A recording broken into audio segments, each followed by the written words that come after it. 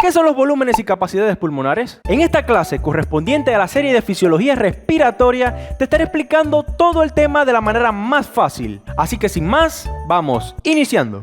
La espirometría no va a ser más que el método que te va a permitir estudiar la entrada y salida de aire de nuestros pulmones.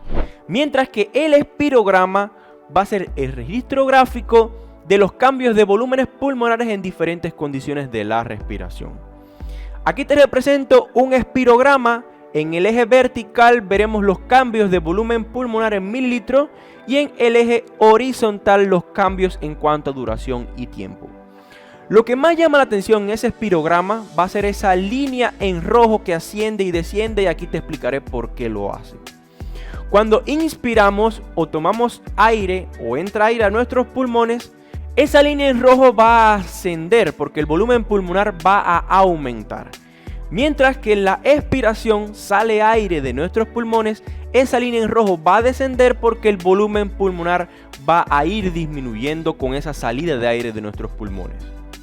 Y existen dos líneas discontinuas que también llaman la atención, que son una línea discontinua superior, una línea discontinua inferior, que está delimitando esa inspiración y esa expiración.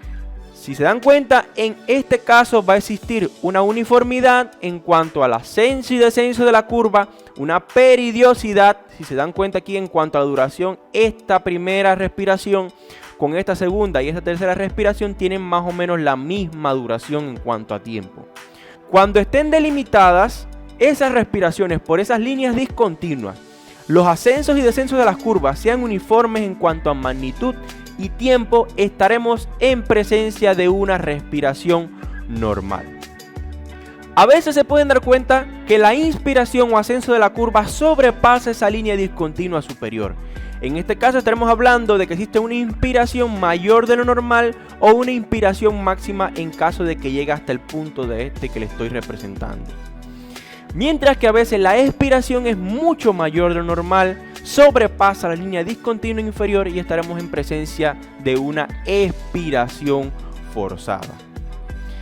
Pero el espirograma, lo principal que va a tener son los 4 volúmenes y 4 capacidades pulmonares que estudiaremos en esta clase, a pesar de que les he dado algunos elementos que son importantes para comprender ese espirograma.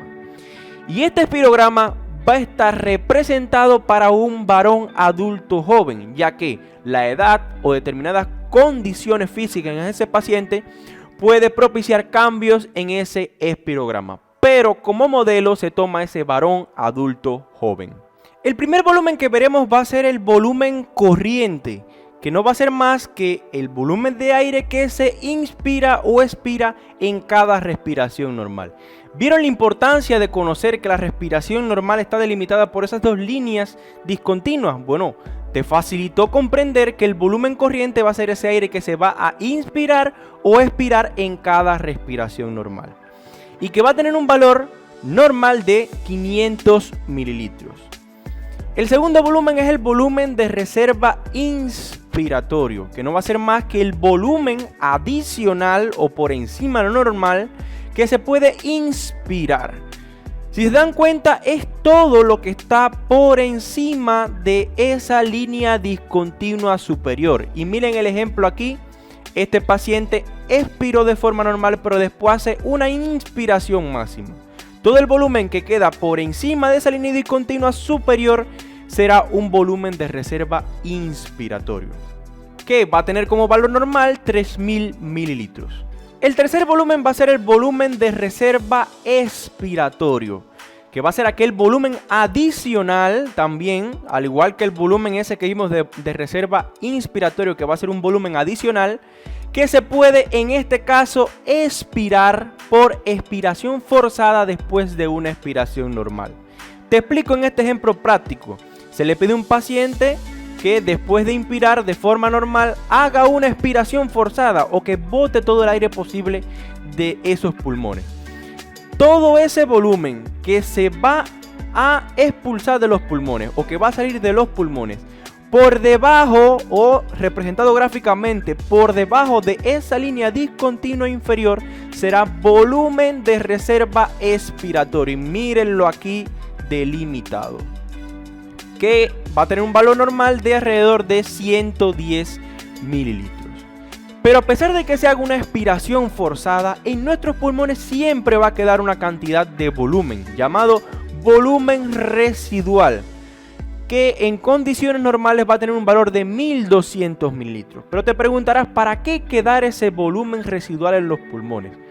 Bueno, porque sin ese volumen residual, las alteraciones en las presiones de los gases a nivel pulmonar fueran muy bruscas y se producirían, por tanto, alteraciones a ese nivel o a nivel del aparato respiratorio. Vamos ahora a ver las capacidades pulmonares, que no van a ser más que la suma de dos o más volúmenes pulmonares. Aquí lo veremos. La primera capacidad que veremos es la capacidad inspiratoria, que va a ser la suma del volumen corriente más el volumen de reserva inspiratorio. Y va a representar la cantidad de aire que una persona puede inspirar, comenzando en el nivel expiratorio normal y distendiendo los pulmones hasta la máxima cantidad. Ejemplo, aquí esta persona hizo una inspiración y expiración normal. Después de esa expiración normal se le pide que haga una inspiración máxima o que tome la mayor cantidad de aire posible. ¿Qué volúmenes en este caso va a tomar? El volumen corriente, que es el que está delimitado entre esas dos líneas discontinuas, y el volumen de reserva inspiratorio, que como te dije anteriormente, era lo que estaba o el volumen que va a estar por encima de esa línea discontinua superior. Por tanto, se sumó el volumen corriente más el volumen de reserva inspiratorio para dar, por tanto, la capacidad inspiratoria, que en condiciones normales va a tener un valor de 3500 mililitros. Segunda capacidad, capacidad residual funcional, suma del volumen de reserva expiratorio más el volumen residual, y va a representar la cantidad de aire que queda en los pulmones al final de una expiración normal.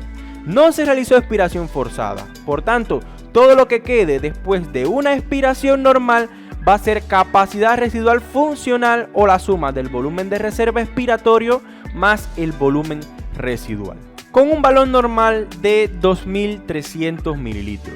Tercera capacidad que veremos, la capacidad vital, que va a ser la suma del volumen de reserva inspiratorio, el volumen corriente más el volumen de reserva expiratorio. En este caso se van a sumar tres volúmenes y va a representar la cantidad máxima de aire que puede expulsar una persona desde los pulmones después de llenar antes los pulmones hasta su máxima dimensión y después expirando la máxima cantidad.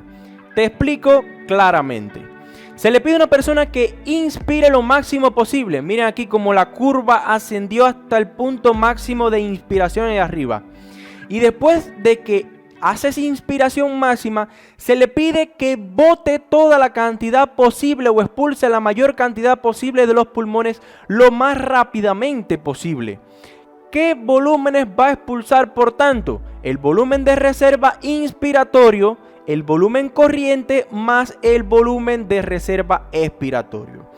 Y en esa expiración máxima y en esa expiración tan grande que ocurrió, va a sumarse el volumen de reserva inspiratorio, el volumen corriente, el volumen de reserva expiratorio para dar, por tanto, a esa capacidad vital, que va a tener un valor de 4600 mililitros en condiciones normales.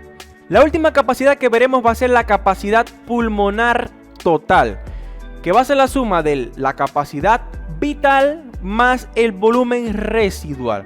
Por tanto, en este caso, en temas prácticos están sumando los cuatro volúmenes, porque la capacidad vital va a sumar el volumen de reserva inspiratorio, el volumen corriente y el volumen de reserva expiratorio. Que si se le suma a ese volumen residual, estaríamos sumando los cuatro volúmenes o estaremos en presencia de una capacidad pulmonar total. Y va a representar el volumen máximo al que se pueden expandir los pulmones con el máximo esfuerzo posible y un valor normal de alrededor de 5800 mililitros. Hasta aquí la clase de hoy, espero que te haya gustado. Recuerda suscribirte al canal, dejarme algún comentario de qué te pareció el video y si te gustó, por favor déjame un like que realmente me va a facilitar llegar a muchísimas más personas. Nos vemos en próximos videos y recuerda que con el Dr. Riera tendrás la medicina en una clase.